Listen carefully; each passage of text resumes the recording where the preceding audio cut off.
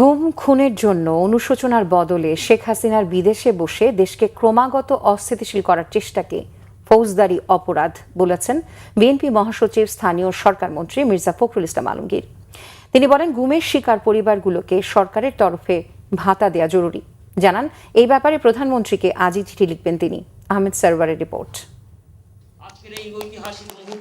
আন্তর্জাতিক নারী দিবস উপলক্ষে মায়ের ডাক চলচ্চিত্রের উদ্বোধনী অনুষ্ঠানের আয়োজন করা হয় বাংলাদেশ ফিল্ম আর্কাইভ মিলনায়তনে।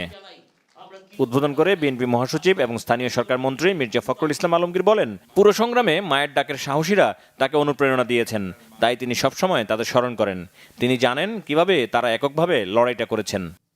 আমরা বিভিন্ন জায়গায় বিভিন্ন ভাতা দিচ্ছি, অথচ এই পরিবারগুলোকে, তাদের সন্তানগুলোকে মানুষ করবার জন্য, বেঁচে থাকবার জন্যে, ভালোভাবে একটু জীবনযাপন করবার জন্যে আমরা এখন পর্যন্ত কিন্তু কোনো উদ্যোগ গ্রহণ করিনি।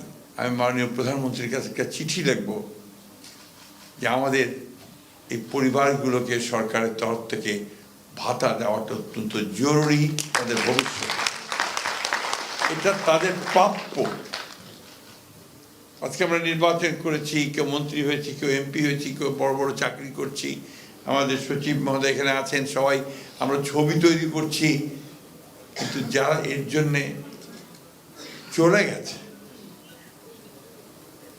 তারা কিন্তু তাদের সন্তানরা একটা অনিশ্চিত ভবিষ্যতের মধ্যে পড়ে আছে।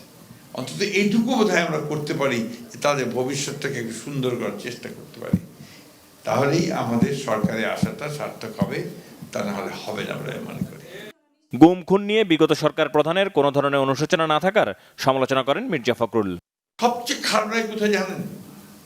যে আজকে সেই ফ্যাসিস্ট মহিলা বিদেশে বসে এতটুকু অনুশোচনা নেই, এই সমানে বাংলাদেশকে আরো অস্থিতিশীল করার চেষ্টা করছে, যেটাকে আমি মনে করি যে একটা ক্রিমিনাল অফেন্স, যেটা মানবতার বিরুদ্ধে একটা অফেন্স। অনুষ্ঠানে তথ্য প্রতিমন্ত্রী ইয়াসের খান চৌধুরী বলেন, বাংলাদেশের ইতিহাসে আর যেন কোনো গুমের ঘটনা না ঘটে।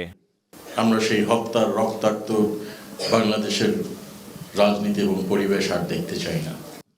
আহমেদ সারওয়ার, বাংলা ভিশন, ঢাকা।